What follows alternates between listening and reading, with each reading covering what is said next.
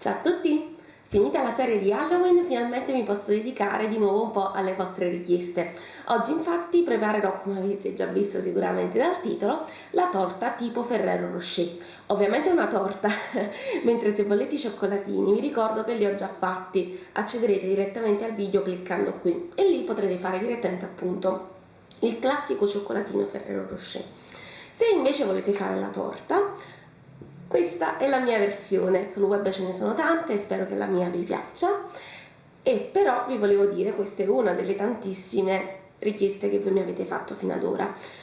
Oggi appunto ricomincerò un po' a riprendere le varie richieste, questa era una delle più richieste, ho detto richieste 100.000 volte.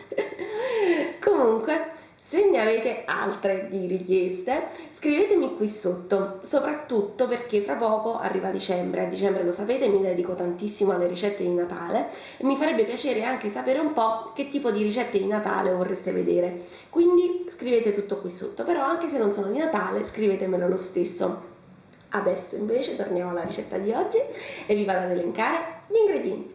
Quindi per preparare la vostra torta Rocher avrete bisogno di un sacco di ingredienti, però non vi avvilite. Io adesso ve li andrò ad elencare per categoria, e cioè per ogni cosa che dovrete fare vi dirò gli ingredienti, così da non perdervi.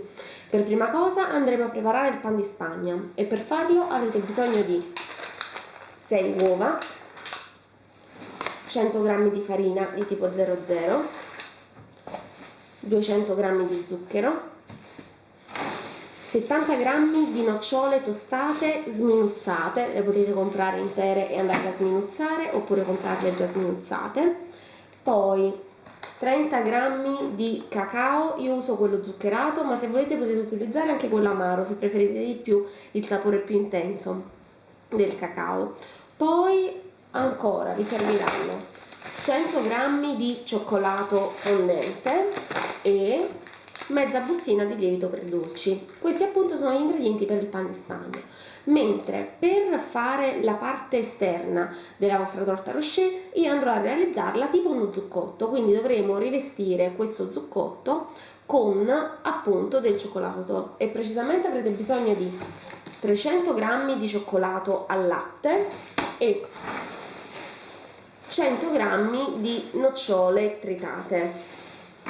Poi per invece la parte sottostante del vostro zuccotto, quindi per andare a chiudere la nostra torta, avremo bisogno di altri 100 g di cioccolato al latte.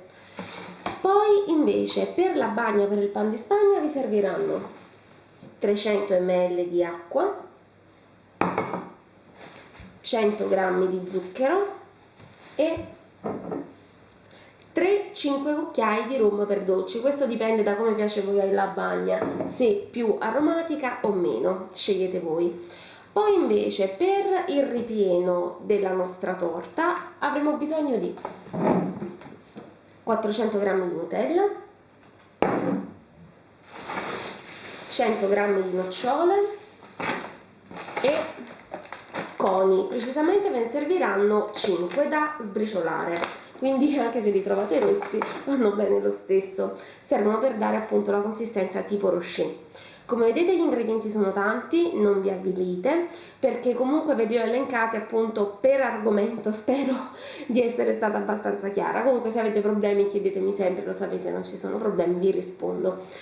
Poi come strumenti di cucina avrete bisogno di uno zuccotto di diametro 20 e una cornice per torte o tortiera che sia dimensionabile ovviamente su questi 20 cm, quindi ovviamente se avete uno stampo già da 20 cm va benissimo, potete utilizzare quello. Adesso andiamo a preparare. Il primo passaggio da fare sarà ovviamente preparare il nostro pan di Spagna. Per farlo utilizziamo il metodo classico e quindi prendiamo 2 terrine e al suo interno andiamo a separare le uova, quindi da una parte metteremo i bianchi e dall'altra i rossi e dopo averli separati montiamo a neve tutti quanti i bianchi e montiamo per bene i rossi con lo zucchero. Dopo aver montato per bene i bianchi a neve e i rossi con lo zucchero andiamo a mettere tutto quanto il cacao e versiamo anche il cioccolato fuso ovviamente e poi andiamo a far assorbire il tutto sempre con l'aiuto delle fruste. Ora Ora quindi non ci resta che fare il passaggio finale, e cioè andiamo a versare le nocciole che precedentemente abbiamo tritato e poi mettiamo un po' alla volta la farina e il bianco montato a neve e con l'aiuto di un mestolo andiamo a mescolare leggermente. Quindi aggiungiamo un po' di farina e un po' di bianco e delicatamente facciamo assorbire man mano tutto quanto al nostro impasto. Mi raccomando, fatelo con un movimento molto leggero per non far smontare l'uovo e alla fine andate ad aggiungere anche una mezza bustina di lievito per dolci. Ora che il nostro impasto è pronto, non ci resta che andarlo a versare all'interno dello stampo. Come vi ho detto prima, io non ho uno stampo con il fondo, quindi per ovviare a questo problema utilizzo il trucchetto della carta forno. E precisamente, per chi non l'avesse già visto nei vecchi video, ve lo faccio rivedere. La carta forno non è molto facile da sagomare quando è asciutta, quindi basterà bagnarla e strizzarla e riuscirete a farla aderire perfettamente al vostro stampo. Adesso vi faccio vedere. Così, dopo averla bagnata e strizzata, sarà molto più malleabile e facilmente posizionabile all'interno dello stampo. Dopo aver rivestito quindi tutto quanto il vostro stampo con la carta forno, andate a versare il composto al suo interno e cuocete il tutto a 180 gradi per 40 minuti. Cuoce un po' di più dei soliti pan di Spagna perché ne stiamo andando a fare uno bello alto, quindi mi raccomando, deve essere ben cotto dentro. Se si sgonfia vuol dire che non l'avete fatto cuocere abbastanza, quindi utilizzate come sempre lo stuzzicadente per verificare che sia ben asciutto anche dentro e se 40 minuti non bastano fate cuocere un pochino in più, mi raccomando. Adesso quindi versiamo ed andiamo ad infornare. Mentre il pan di Spagna cuoce, ovviamente avvantaggiamoci preparando tutto il resto e precisamente andiamo innanzitutto a foderare il nostro zuccotto con il cioccolato fuso e le nocciole. Quindi per prima cosa andiamo a fondere il cioccolato al latte. Così, dopo aver sciolto il cioccolato, lo vado a mettere all'interno dello zuccotto, lo metto tutto quanto e poi, dopo averlo versato tutto, vado a farlo spargere su tutta quanta la superficie del mio stampo in questa maniera, girando su se stesso, così da andare a foderare tutto quanto l'intero stampo con il cioccolato. Vedete? Girando su se stesso si riuscirà a cospargere tutto quanto lo stampo di cioccolato. Dopo aver fatto questo, dovremo andare a mettere sulla superficie tutte quante le noccioline che precedentemente abbiamo tritato e precisamente per questa parte esterna vi serviranno 100 g di noccioline tritate. Con il cioccolato ancora fuso all'interno dello stampo andiamo a versare le nocciole tritate. Versatele anche tutte nello stesso punto, tanto poi rotolando, non so se si riesce a vedere bene, si spargeranno su tutta quanta la superficie del vostro zuccotto. Dovrete rotolare finché non saranno disposte uniformemente su tutta quanta la superficie, fino a foderare appunto tutto lo zuccotto. Dopo aver messo le noccioline su tutta la superficie, mettete lo stampo in frigo e lasciatelo riposare finché non diventerà completamente solido. Mentre il rivestimento esterno raffredda, andiamo a preparare anche la bagna. Per farlo prendiamo l'acqua e lo zucchero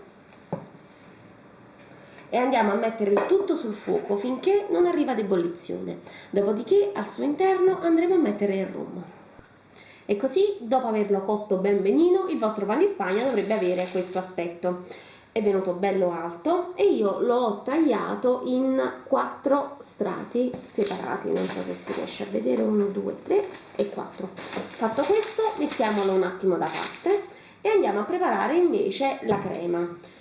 Prendiamo quindi la Nutella che io per rendere più liquida ho messo qualche secondo al microonde, così sarà poi più semplice metterla all'interno del nostro zuccotto. Precisamente io l'ho tenuta una quindicina di secondi nel microonde.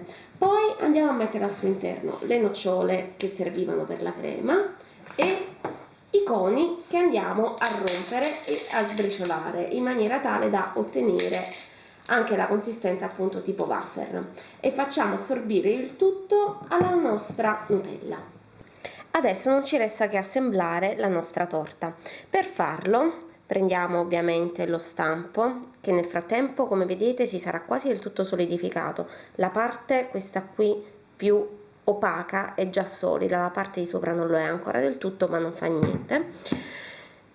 Dobbiamo mettere uno strato di pan di Spagna all'interno dello zuccotto. Ovviamente, non avendo una forma tonda precisa, dovremo andare a tagliare il primo strato di pan di Spagna. Io lo faccio in questa maniera: poggio lo zuccotto sopra per avere un riferimento e con l'aiuto di un coltello vado a tagliare lateralmente tutto quanto il perimetro per ottenere il diametro giusto per il mio zuccotto, almeno per quello che riguarda i primi strati, perché ovviamente saranno più stretti, mentre nella parte superiore lo strato sarà ovviamente della dimensione giusta.